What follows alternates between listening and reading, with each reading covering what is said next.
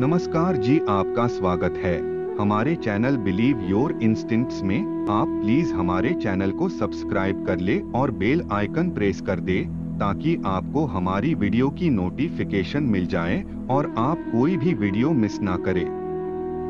हर हर महादेव। हिंदू धर्म में नारियल का विशेष महत्व है। विशेष रूप से नारियल के बिना कोई भी धार्मिक कार्यक्रम संपन्न नहीं होता। कैसे नारियल धार्मिक कार्यक्रम में उपयोग में आने लगा तथा कैसे नारियल के बिना कोई शुभ कार्य संपन्न नहीं होता और क्यों नारियल की भेंट चढ़ाई जाती हैं, इससे जुड़ी एक पौराणिक कथा प्रचलित है, जिसके मुताबिक नारियल शब्द की उत्पत्ति ऋषि विश्वामित्र द्वारा की गई थी। आज आपको इस वीडियो में नारियल के जन्म से जुड़ी एक कहानी साझा करते हैं। प्राचीन काल की बात है। सत्यव्रत नाम का एक राजा था जो बहुत ही प्रतापी थे। उनका ईश्वर में संपूर्ण विश्वास था। उनके पास सब कुछ था, परंतु उनके मन में एक इच्छा थी जिसे वे किसी भी रूप में पूरा करना चाहते थे।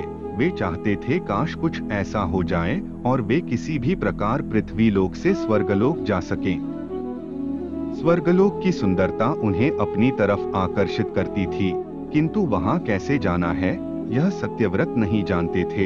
एक बार की बात है, ऋषि विश्वामित्र जी तपस्या करने के लिए अपने घर से काफी दूर निकल गए और वह लंबे समय तक वापस नहीं आए। देखते ही देखते उनकी अनुपस्थिति में संपूर्ण क्षेत्र में सूखा पड़ गया और उनका पूरा परिवार भूखा प्यासा इधर उधर भटकने लगा।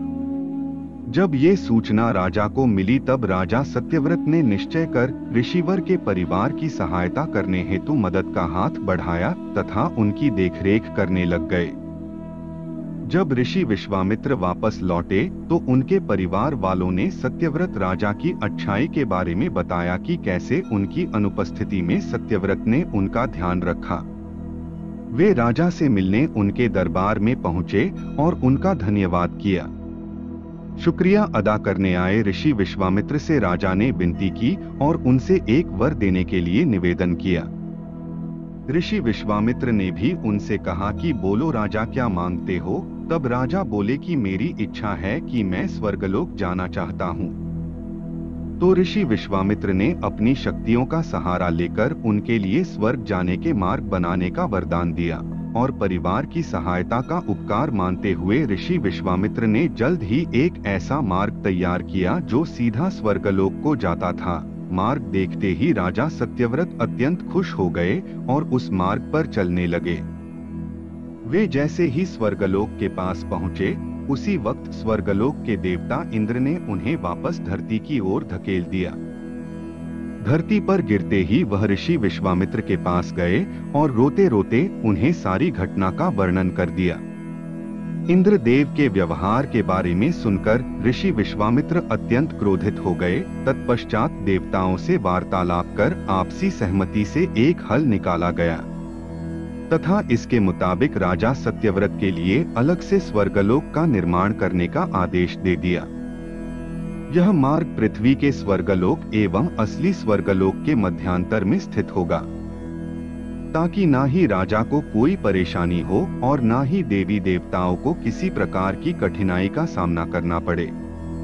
राजा सत्यव्रत भी इस सुझाव से बेहद प्रसन्न हुए, किंतु ना जाने ऋषि विश्वामित्र को एक चिंता ने घेरा हुआ था।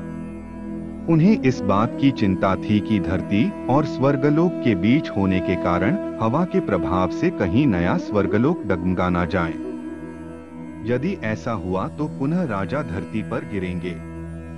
ऐसा ना हो, इसलिए ऋषि विश्वामित्र ने नए स्वर्गलोक के ठीक नीचे एक खंबे का निर्माण किया, जिससे उसे सहारा मिलेगा, क्योंकि ऐसा माना जाता है कि यही खंबा समय आने पर एक पेड़ के मोटे तने के रूप में बदल जाएगा और राजा सत्यव्रत का सिर एक फल के रूप में बदल जाएगा। इसलिए उसी पेड़ के तने को नारियल का पेड़ और राजा के सिर को फल रूपी नारियल कहा जाने लगा। इसलिए नारियल का पेड़ काफी ऊंचाई पर लगता है।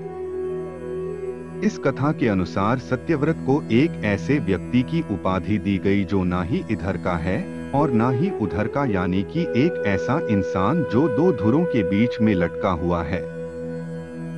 ऐसी मान्यता है कि भगवान को नारियल चढ़ाने से जातक के दुख दर्द समाप्त होते हैं और उसे धन की प्राप्ति होती है।